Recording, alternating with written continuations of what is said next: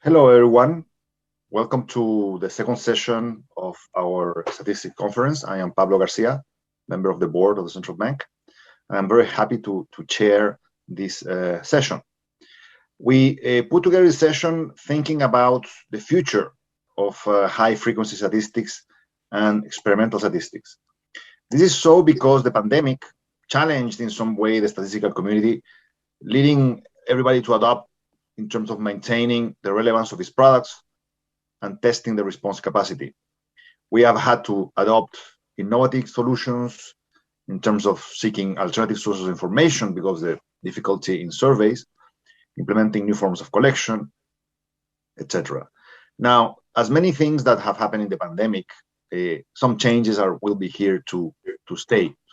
And therefore, this session is looking to help us get some answers regarding the future of these high frequency and experimental statistics.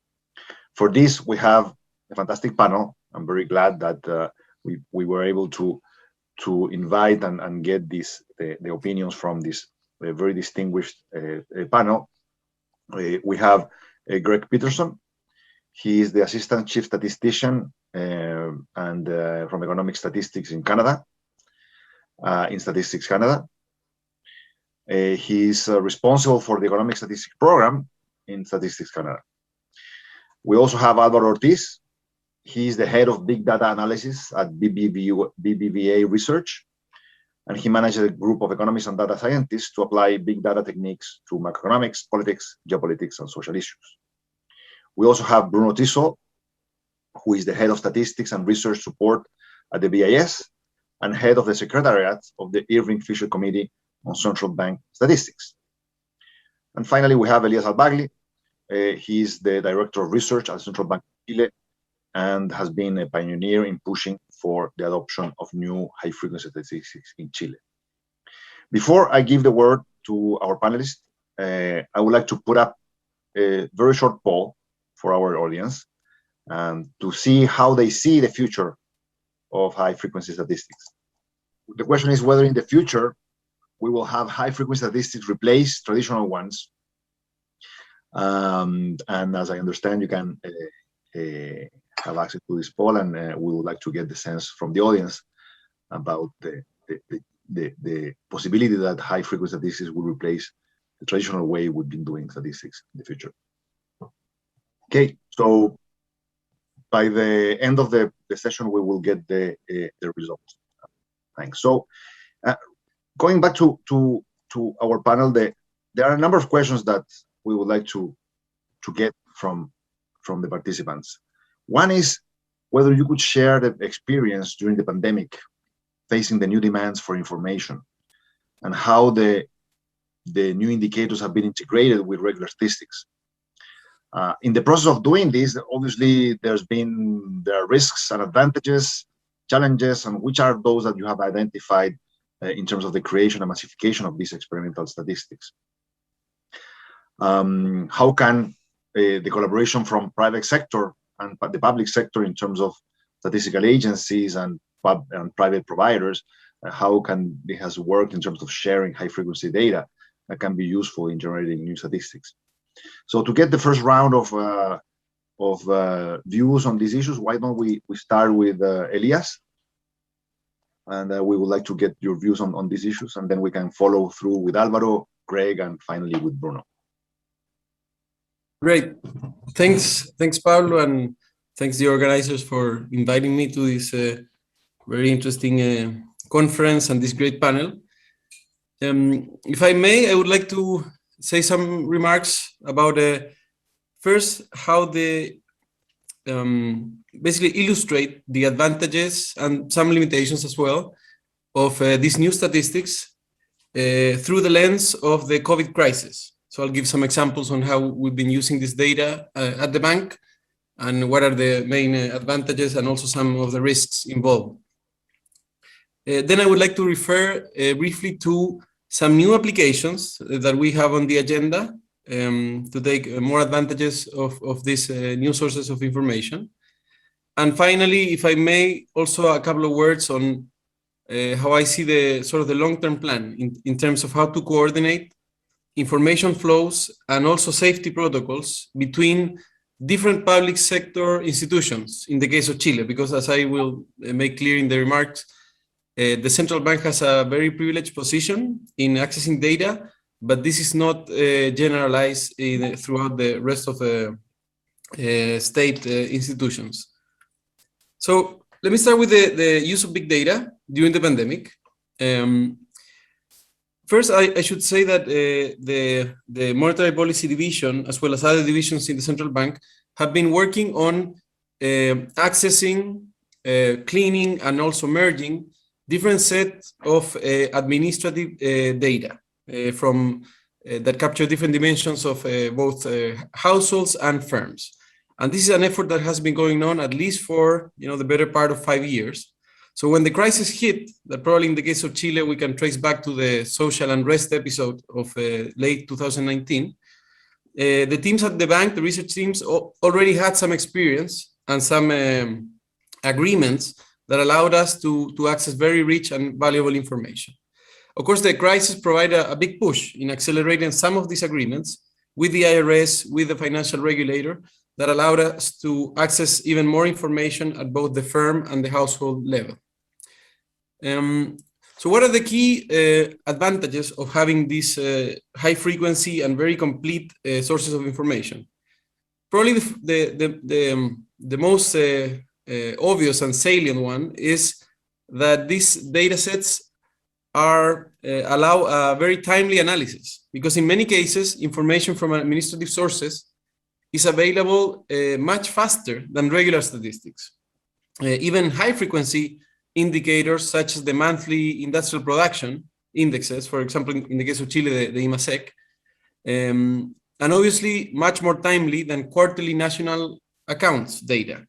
So together with the Statistics Division, the Monetary Policy Division is working on an exciting agenda for constructing experimental statistics about activity, but also about demand components, including consumption and investment, that are derived from real-time administrative data sets. And sometimes the lag can be as short as a week. So the advantage is very interesting, especially when you have to make decisions fast. And we saw at least 2 periods during the crisis where this was especially important. First, in the big slump that we saw right after March, when the first wave of lockdowns started to go in place. But also, I would say in the last 6 or 7 months, where activity also rebounded much more, with much more strength than we had anticipated. So having this high frequency data is very valuable for keeping track of the economy, especially during these important turning points. The second main advantage of this data is that it allows to assess heterogeneity, because the data is at a micro level, and therefore it allows not only to track the aggregate series in a timely manner, but also to evaluate the impact of macro events on different type of firms and as well as group of households. Let me illustrate this with a recent example from joint work between the Statistics and the Monetary Policy Division, in which in the last Monetary Policy Report, we presented for the first time high frequency data on how the recession and the latest comeback from the recession has evolved in different geographical zones in Chile. So before, we couldn't really do this in high frequency because we didn't have the micro data available. And now this is a new product that we're very excited in pushing forward. Finally, because this data can be merged, we can also evaluate policy in real time. And perhaps this is the most important application of this sort of data. And let me exemplify with an important episode that we lived throughout the crisis. When the crisis hit in March, we started designing special credit facilities to help firms cope with the very sharp drop in sales. And we saw that in effect, aggregate credit was rebounding, which is the first time that credit behaves countercyclically. But that information by itself was not telling us whether it was the most affected firms that were actually accessing credit, or it was really the firms that were in the best position that were sort of hoarding liquidity. And in order to distinguish that, you need to have merged microdata. And what we could determine in joint work with the Financial Policy Division was that indeed it was the firms that were the hardest hit, those that recorded the worst performance in sales, the ones that were actually experiencing the largest flows of credit. So that was a very good news that we learned throughout and we learned it quite fast. I would say between April and May, we had the statistics that were telling us that credit was actually flowing to the firms that needed it the most. And then later on throughout the crisis, we could keep track on how firms that access credit were performing, and that also allowed us to further tweak the programs and try to improve them in real time. And this is an exercise that I believe we could have never done, or at least not at this degree of detail, without this the availability of new statistics. There are also limitations and risks in working with microdata. The first is that the quality of microdata is not always as good as you think it is, right? And each series or each new statistic that you want to develop is going to have their own little secret that you won't find out until you start working with them. This is really a trial by error experience. So let me give you an example. If you use employment statistics in real time, they probably would have 1 or 2 months of lag. Those statistics have a downward bias because not all firms report actual employment. So you actually need to wait for many months until firms report their actual employment. If you don't know this, you will have this real-time bias and always would have a prediction that employment is doing actually worse than it is. So that's one important lesson, but there are many examples. This is just one of them. And the second, not limitation, but a big risk in accessing this data and using this data has to do with data privacy concerns, especially for institutions such as the central bank. To have the legitimacy in accessing data on household and firms and using it, it is paramount that security measures at different levels are taken in order to ensure that there are no data filtrations. At the bank, of course, the first layer of protection is that we have a protocol in which we exclusively work with anonymized data. That is, data from different sources is first merged. Of course, we need the real identifiers for that. But when it is merged, we only work with anonymized data within the bank. The second layer, of course, involves several restrictions on who and how this data can be accessed and handled. But this is an evolving concern, and one must always be very active in identifying possible threats and active preemptively. So if I may, Pablo, maybe in just one more minute, I would like to speak a little bit about what are the new things and perhaps a little bit on the long-term plan.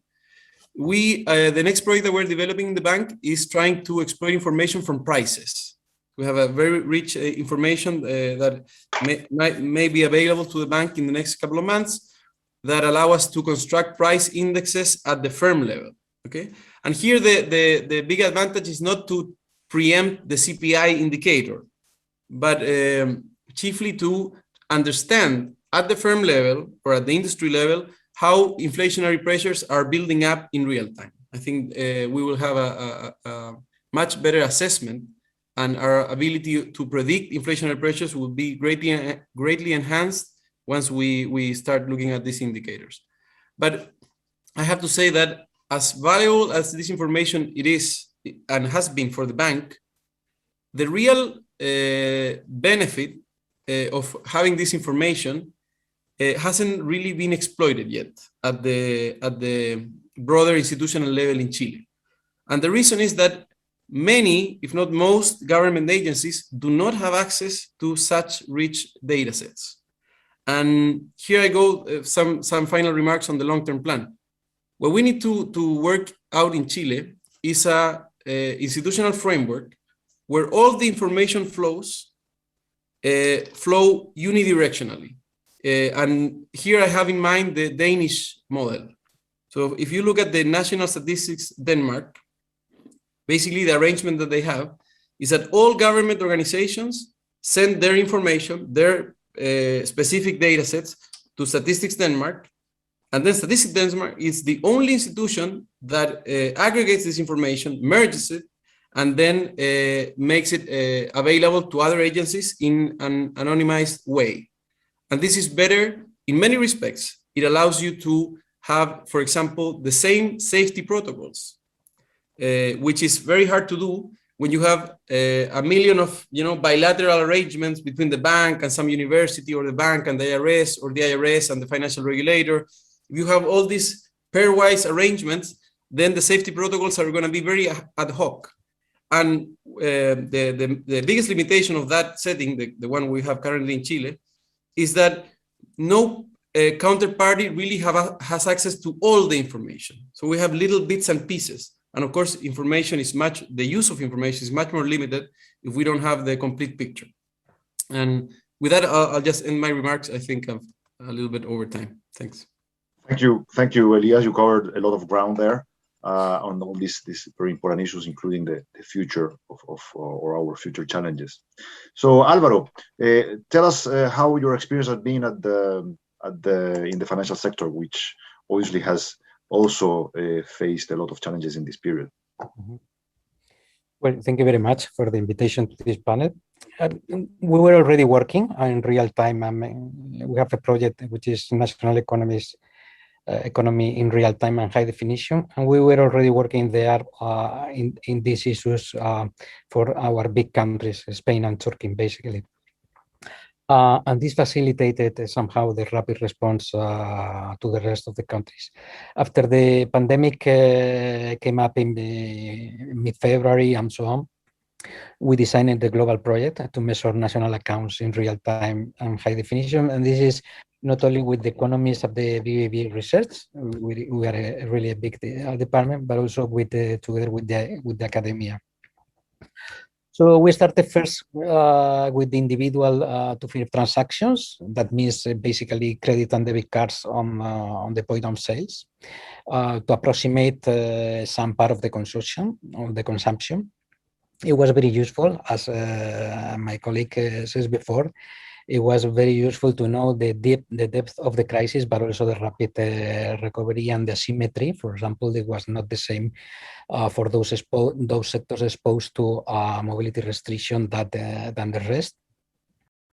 And now, for example, we are extending to the rest of consumption. That means that for that you need to compute the money transfers, because you have to compute utilities, input rents, and more important, non-durables, because these are goods that are not purchased by a credit card. This is relative to the consumption. So in 2 or 3 months, we were able, for example, to include peer-to-peer monetary transactions to compute investment. We realized very soon that this crisis was very different than the typical crisis in emerging market, but also the 2008 and 9 crisis. This is not a crisis due to the excesses, but a health accident, let's say. Investment, for example, the court-circuit in investment was very rapid due to the global value chains stopped, but then the recovery was much better than consumption, and this was a novelty. Normally, we integrate our indicators in combination with the official hard data and surveys. In the traditional dynamic factor model, so far it is working good. Tomorrow I will present one example, but we usually combine with other in this kind of models which are normally used by central banks. Relative to the advantage of risk in this experimental statistics, I think that in line with previous comments, the main advantage lies on the real-time component. In the case of emerging markets, for example, in the case of Turkey, our advantage could be around 45 days. This is 1 month and a half. This could be particularly relevant in increases times and turning points, which is when you really need the economies in the private bank, right? But it is also the issue of high granularity. So in this sense, I think that the next step will be moving to the design to smart policies. As it was mentioned before, this heterogeneity, it is very important. Normally the policies are designed for the macro, on the macro side of the story, but not everybody are react to the policy in the same way. This is the advantage. I think that the main risk is not to recognize the nature of your data. In our case, it is financial transaction data, and you have to work a lot on the traditional statistical issues like the ability, the representativeness of your sample. You have to be aware that what you are managing is the sample, in our case, of your bank. Sometimes can match perfectly the economy, the national one, but sometimes not, and you have to correct for that. Why? Because there is important biases in this kind of statistics, and I think that this is the hard part of the job. But I think that if you overcome, you deal with these problems, I think the future is really, really good in the for this kind of statistics.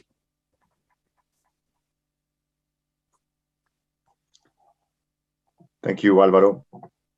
This is very interesting, and how the fact that you were working before on the high frequency statistics, and then that was very useful during the pandemic at the same time.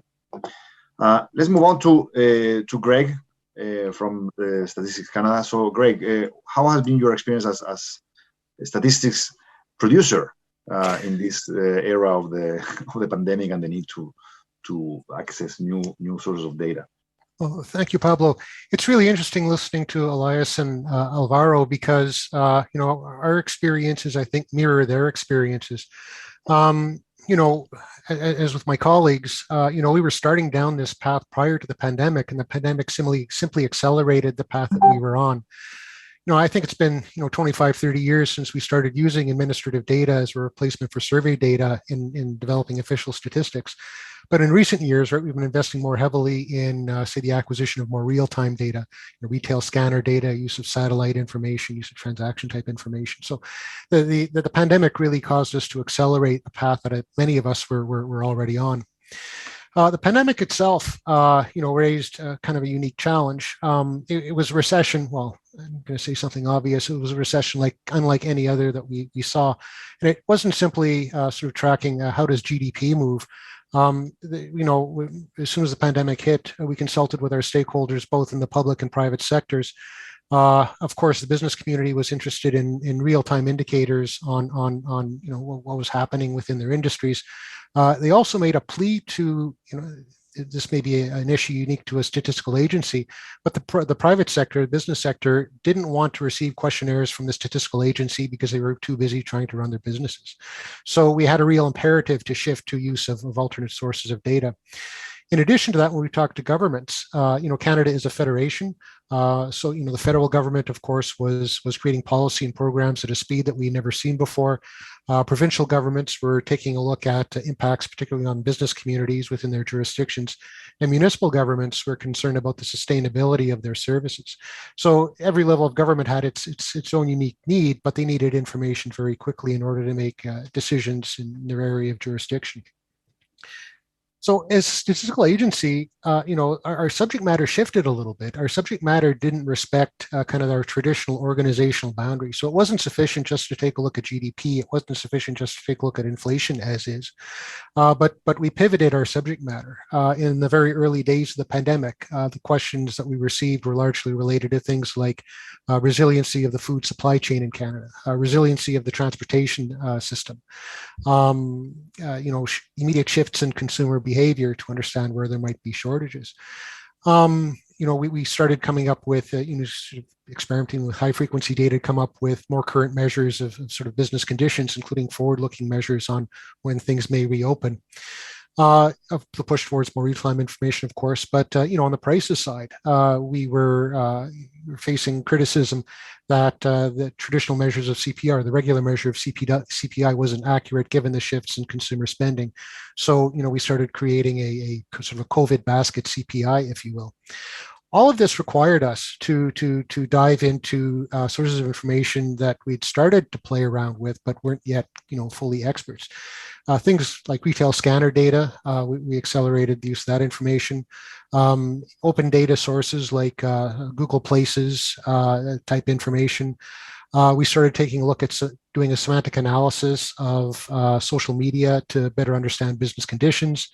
Then, of course, credit card data, credit bureau data, other types of transactions data. In general, dealing with kind of more aggregate stuff in order to deal with privacy concern or anonymized data. We also had partnerships with organizations that held these data in order to cut through quickly concerns around privacy and confidentiality.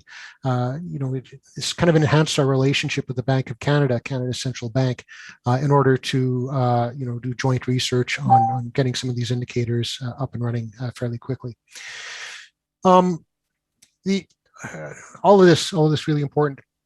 Again, the subject matter pivoted. Our methodology had to pivot as well in order to come up with more timely estimates. All of our economic programs developed flash estimates to come up with sort of timely indicators of where the economy was going.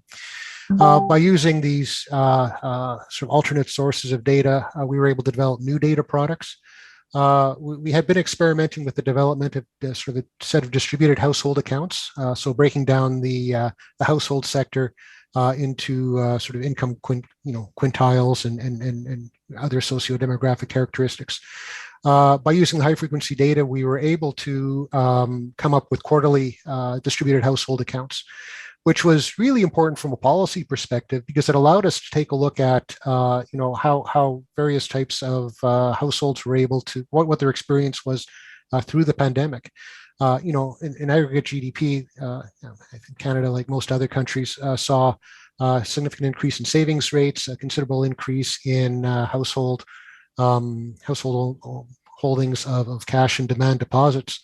But by coming up with kind of quarterly distributed household accounts, we could take a look at kind of the income distribution effects associated with government transfers. And we were able to show that sort of lower income households were in fact faring reasonably well over the course of the pandemic, which again has sort of important policy implications. So access to sort of higher frequency sort of experimental data also allowed us to develop provincial composite economic indicators.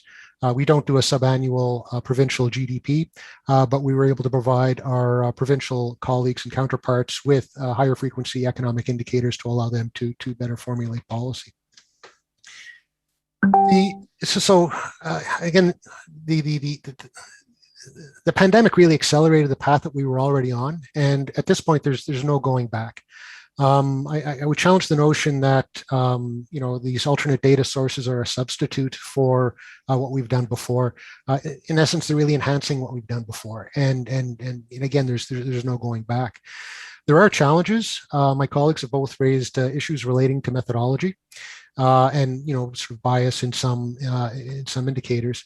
I think moving forward, the idea of partnership is going to be absolutely key. Data are ubiquitous. Data are everywhere, right? Everybody's producing streams of data, and it's going to be only through collaboration that we might be able to work with financial institutions, continue to work with the central bank, where we could apply benchmarks, right? We have sort of a business register. We have sort of control totals, and I think the pathway is to jointly develop methodologies that would allow us that would rise the tide for everyone, that would allow everybody to benefit. The other big barrier is one around privacy, and privacy not just in terms of the security of confidential information, which is a massive concern. Security breach would be disastrous for our business. But also kind of the notion of personal privacy. And we encountered this prior to the pandemic with concerns expressed by Canadians in sort of government, in particular the statistical agency, acquiring personal information relating to, say, credit ratings or individual transaction data. As an agency, we've worked with our federal privacy commissioner to develop a framework of necessity and proportionality, which sort of outlines rules around, under what conditions we're going to access private information, and then rules around proportionality, where we're going to minimize the intrusion on the privacy of individuals as we access this type of information. But having that privacy framework in place, I think, is absolutely essential because it goes to public acceptance for the work that we're undertaking. The more that we move into, sort of this high frequency information, particularly as it relates to household expenditure or household income or household credit, then it's an intrusion on personal privacy, and for us, there's been kind of challenges in moving forward. So if I can conclude with just sort of a couple of thoughts. Maybe two ideas, or maybe the central idea is that collaboration is absolutely key.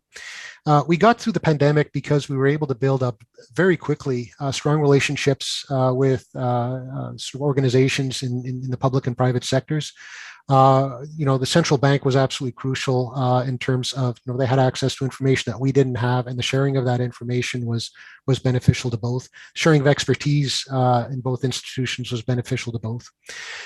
Building up the relationship with the private sector is also really important.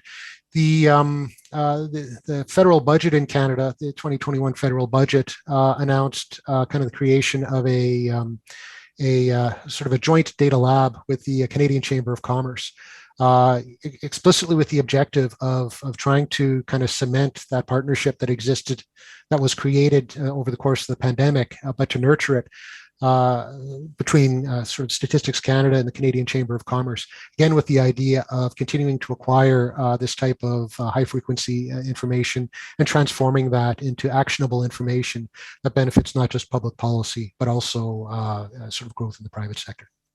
Thanks. Thank you, Greg. That's a very thorough answer, and the focus on collaboration, as you point out, is really key, particularly to make sure that the public at large has confidence that the different entities at the state level are working towards a common goal. So Bruno, let's close this round with you, and why don't you give us your view from the BIS? Okay, so thank you very much. First of all, thank you for inviting me.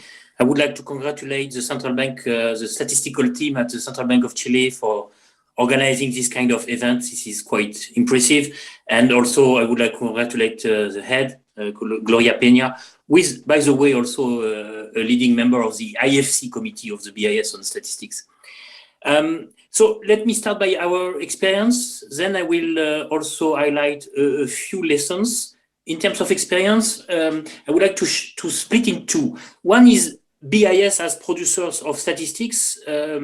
So we produce some statistics, and two points I would like to highlight. One is that we had disruptions, especially at the beginning when there was a turmoil, the crisis.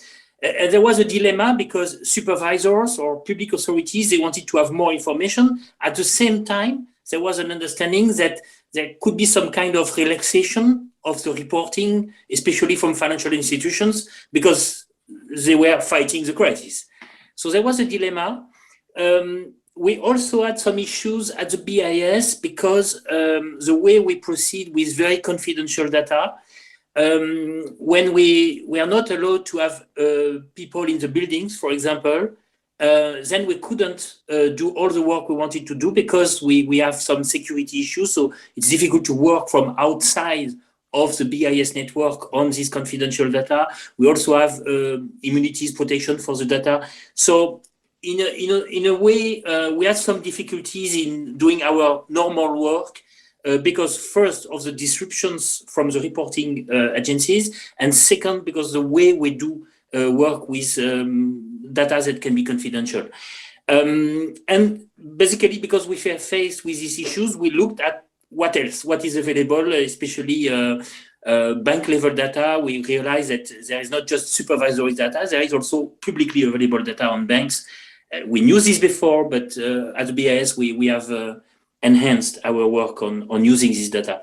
The second part of my experience is more related to the central banks that are member of the IFC committee. And on this, I would like to highlight that obviously the crisis led to a general review of the statistical needs of central banks. Obviously, central banks realize they need more, not less information. It's not a surprise, but timeliness is an issue, frequency, and also new data needs. And I think across the board, and this was already mentioned by everybody, the need to use new data types as a complement. The second point is that central banks also, a lot of them saw that it was an occasion to reorganize the statistical production chain, to have a more comprehensive overview of the economy, to also have a more flexible frameworks to address users' needs, policymakers' needs, especially in times of crisis, and obviously to incorporate alternative sources in their statistical frameworks. So I would say that one conclusion is that it was a wake-up call for official statistics. People really realized that this was not new, but it was a wake-up call that we have to make a better use of existing data, that we need to leverage better on innovation to process this data, and also to enhance the user's experience with statistics. So this was the experience of the crisis. Now, I would like to highlight 4 lessons. First lesson is that in crisis times, these new alternative data sets are really interesting because as I said, they are timely, they can be high frequency, they are granular, meaning that you can zoom in very easily in specific issues. They are flexible, meaning that you can rearrange the information depending on your needs. And also they offer new insights because, for example, one issue that was highlighted is how to assess confidence or assess soft indicators using, for example, text information. So a lot of new types of information. The second lesson, which was already mentioned in the case of Canada, is that it's a confirmation that, yes, it's very important to explore what central banks would call financial big data, okay? So all these data sets that are very granular, administrative data sets, loan by loan registers, securities by securities, but also financial information like tick by tick data in financial markets, so very high frequency data, and of course, commercial data, for example, payments data, transactions data, etc. And why, so this is not new. I think over the past 1 or 2 decades, central banks have really realized that this is very important to access this new type of financial big data. Why? Because first you need to have the ability to zoom in, to have very granular focus on what's going on. Second, you have to have a more view on distribution issues. This was mentioned, for example, to differentiate among households, among firms. Third, because if you access granular data, you can also enhance the macro compilation work of your statistics, like Lego bricks. The other interest is also that it's supporting evidence-based policies. This was mentioned in the case of Chile. So for this, you need really to have this kind of granularity in the data. And the last point is that it also helps you to have new insights on what's going on, because if you have very granular information, you can recombine this information. A good example is what we do at the BIS, where we try to complement data on residency-based statistics, like in the SNA, with more nationality-based information coming from corporate relationships. So, and if you have granular data, you can do this kind of work. So the lesson 2 is that it's a confirmation that yes, there is a lot of interest to explore financial big data, and this will continue. The third lesson is that it was a wake-up call because we realized that we need to enhance the global statistical infrastructure. This was particularly obvious during the market turmoil in the beginning of 2020.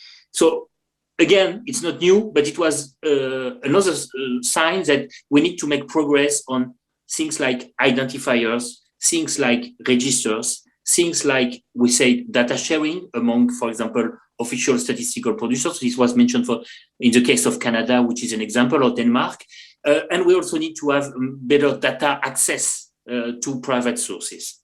And the fourth lesson is that, and this is perhaps something that is really because of the dual nature of central banks. Central banks are producers of statistics and users of statistics.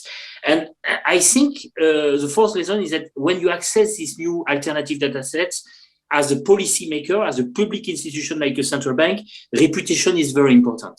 So in a sense, because you are using data that are not yours and that are not coming from the official statistical perimeter, you are providing some kind of legitimacy to this data.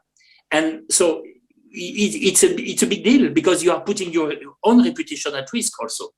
And this calls for having transparency, for having adequate standards to share the data or to access the data. And for example, central banks are pushing a lot for the new standard SDMX that will deal with microdata.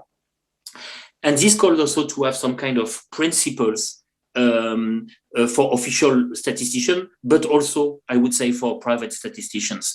And it seems to me, and I will finish with that official statisticians like NSOs, but also central banks, they were in the past more on the side of we produce data.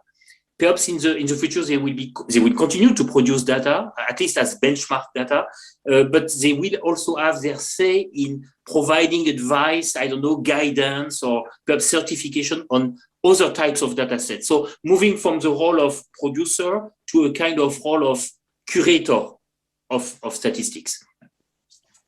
That's all. Thank you, Bruno. That's very interesting. The link between like central banks like the BIS, it's producer and user, and that's different roles that you need to make compatible for the purpose of keeping legitimacy. So now I would like to ask Valeria to show us the result of the quiz that we put up, and then go through our panel. Okay, that's interesting. a very divided response, half and half. Which means that obviously the question wasn't that biased. There are pros and cons, I guess. So I would like to briefly go through our panelists, but on reverse order, starting with Bruno. On what do you think about these results? About the results on whether there will be a substitution of high-frequency statistics from with traditional ones. And I would call on the audience to submit questions on the chat window, because after this short round of comments from the panelists on this result of the survey, we will have some time for Q&As from the audience. So Bruno, what do you think?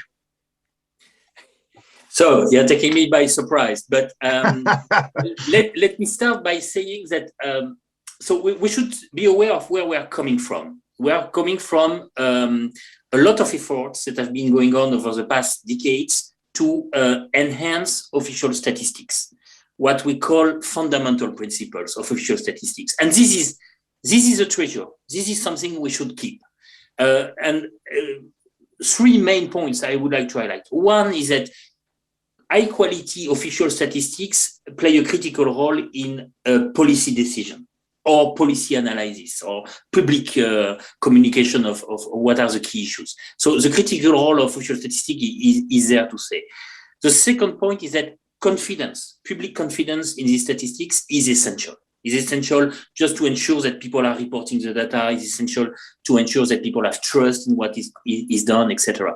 And the third point is that you need to have some kind of fundamental values to govern your statistical work. So what we call in our jargon, data governance, okay? So this is really important, but now we have to adapt because we have to deal with these new private sector data.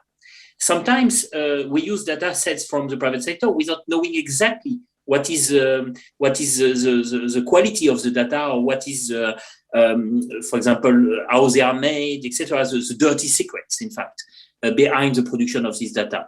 So it seems to me that we should try to have a kind of set of common best practices shared between the official sector and the private sector.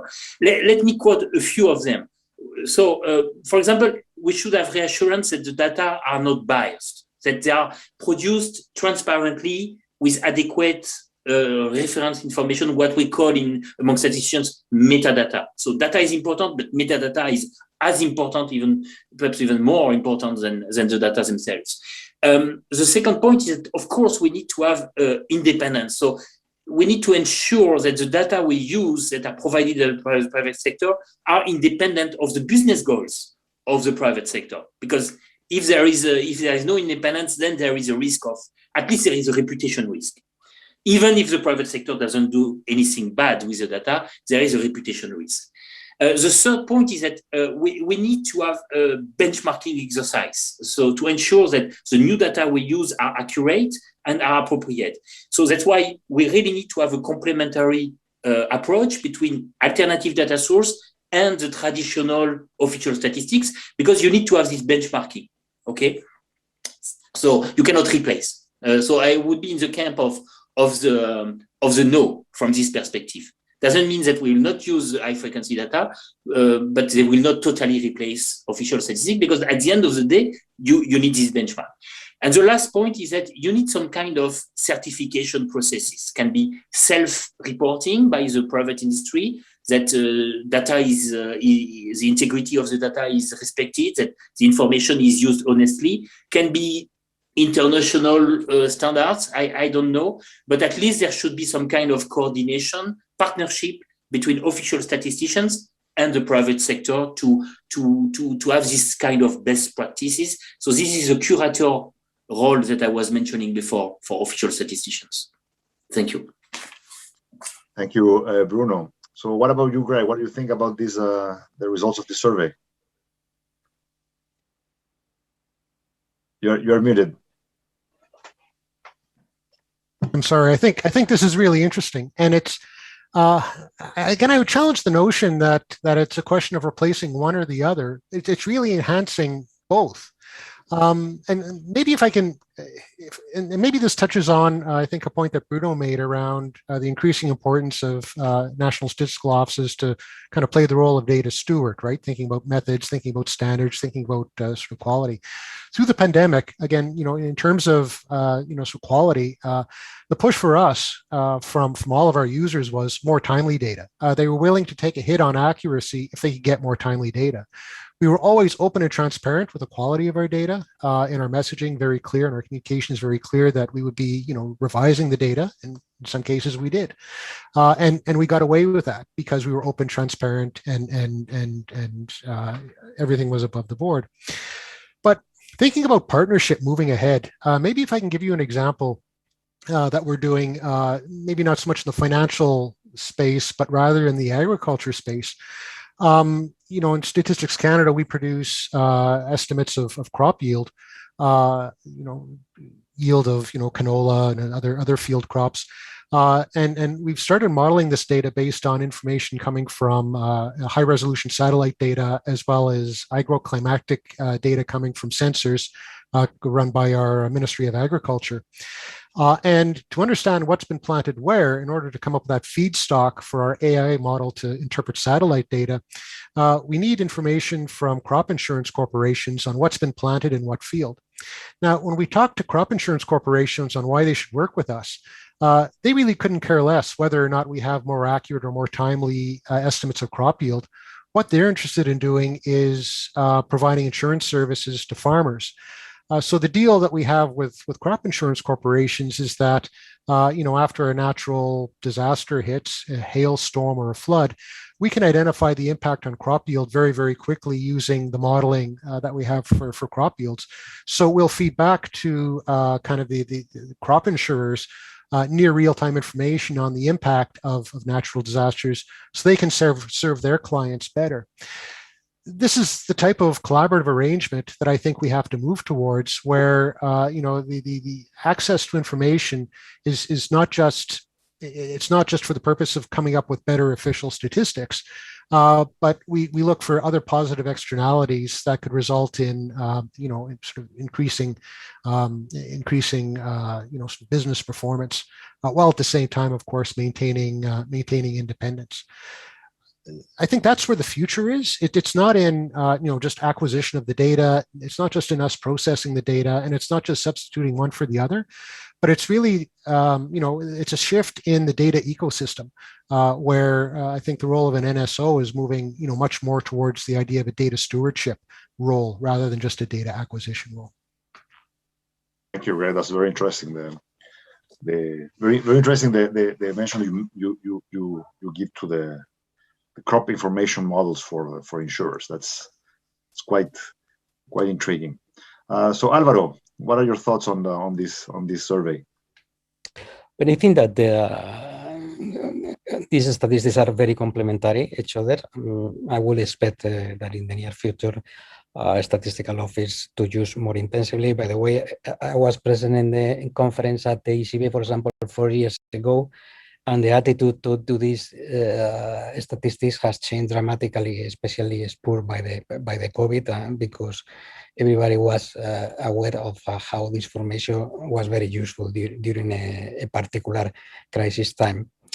I think it is a question of traditional or new statistics, but not a statistician. In fact, I think that the people working for official statistics are the really best prepared people to deal with that, because at the end of the day, they are statistics, and they are aware, for example, of the problems. Think about that. Even this kind of data make, for example, Mr. James Stock and Daniel Lewis, who presented today, to change the way they measure the economy, which is saying year on year, just because when you work with weekly or daily data, you have to be to take very, very care of the seasonality, because it's very different than the monthly and the quarterly. So they are very, very complementary words between this new source of statistics, but the traditional approaches. I think it is not only about the real time, and I repeat that you can have an advantage of near 30 or 40 months, that increasing times could be very, very important. I repeat, this is also very important, and I foresee really a future on the design of smart policies. I think that policymakers will be more aware of this granularity in terms of the policy design. And if you think, for example, in the lower income countries, it is very, very expensive to create a national statistics office in these countries. We are working on it to develop this national accounts system with proxies of financial transactions. You can do that with which is much less. It's much more cheaper. So it is a good advantage also for this kind of countries. I think, on the other hand, that we need to weigh the process in we work. I would like to tell you our experience. We are working in this core project, but we are in very contact with two kind of people. The first is top scholars. The people we are working with are very well known. Professor Vasco Carvalho, Stephen Hansen, and Xavier Rodriguez Mora have been working with us during the last 2 years. But also we are keeping close contact with the statistical offices, especially, for example, with the INE, with the Spanish one. Why? Because 2 reasons. The first is that our aim is to replicate national accounts, and they are the expert in national accounts. We will also, our aim is in an input output framework. So not only we started with demand, but next year we will elaborate supply and also from the real trends. But more important, I think it is the technical issue. It is something that Bruno mentioned, and it is trust and reputation. I think that we have to be very sure that what we are doing, it is the right thing, the right procedures, because I think in these crisis times, especially in the COVID, P hunting or correlation hunting is very easy. very easy because you put the downturn was so severe and the recovery so rapid that every time series that you put there that replicate this V shape will have a very high correlation. So cross validation, it is very, very important. I think that there's a room for both the private sector who maybe has the access to the data, but also to this expertise from the National Statistics Office to collaborate. In fact, I think this is a good idea to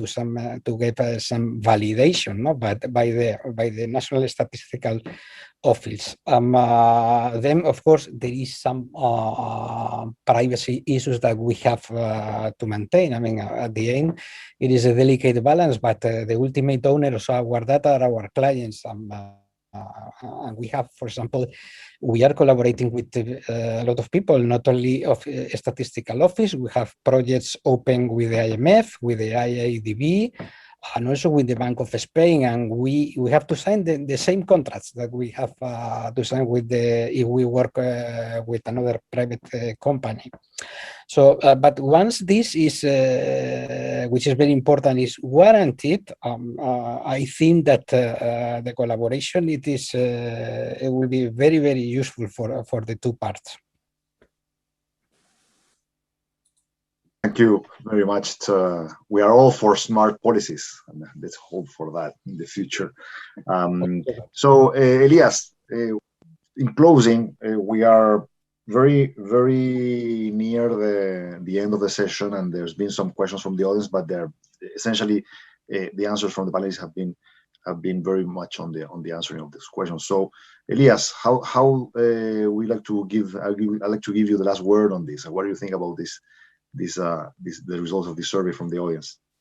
I think the survey perhaps balances the huge advantages of the new data with the limitations and the risks involved in using this new data. In the essential, I agree with the panelists that more than substituting traditional information, we need to work on sort of designing a strategy through which we can enhance the complementarity between these two, the standard data and the new data sources, the experimental, if you will. So let me just pose two ideas on this regard. First, on how to enhance this complementarity. I think the new data, as useful as it can be, it's hard to reach the same level of detail than, say, the national accounts. So we're working on this project that I mentioned on following the constructing a real-time tracker of consumption and investment.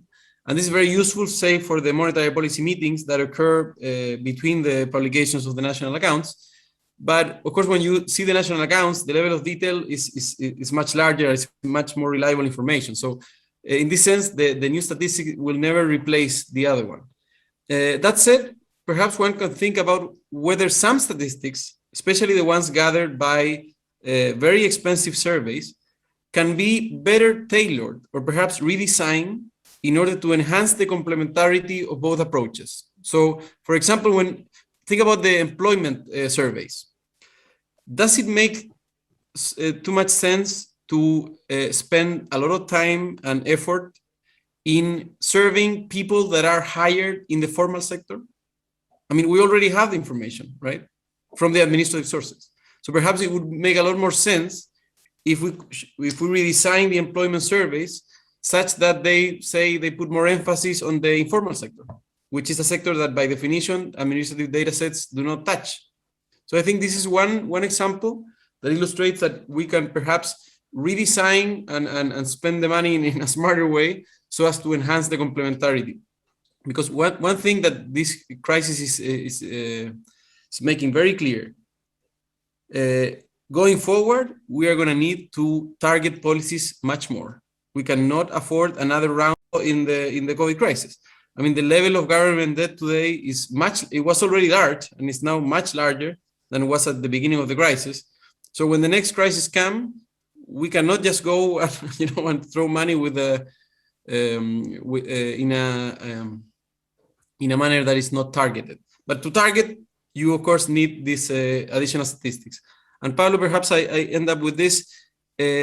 the monumental task that I see going forward, the recollection, the collection and the use of this new information, especially since it's individual, it has a private character. Trust in public institutions is at an all-time low, not only in Chile, in many countries. And what better plot for a conspiracy theory than thinking about a government that has all the information available from everybody, right? But that's exactly what you need in order to design targeted policies that help household and help firms.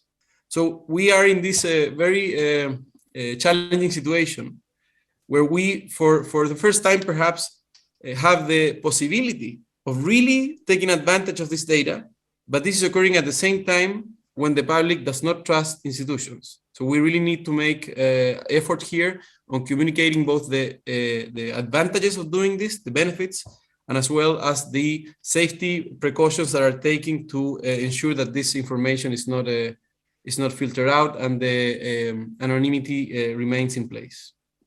Thanks, Pablo. Thank you, Elias, and for those comments. And with this, I'd like to close the session by thanking our fantastic panelists. I definitely learned a lot, and I appreciate the depth and thoroughness of the comments that you provided, Bruno, Greg, Alvaro, and Elias. With this, we're closing today's session, and I invite everybody to connect promptly tomorrow at 9 a.m. for the continuation of this conference. And hopefully you all have a very nice day. Bye-bye. Thank you. Bye. Thank you very much.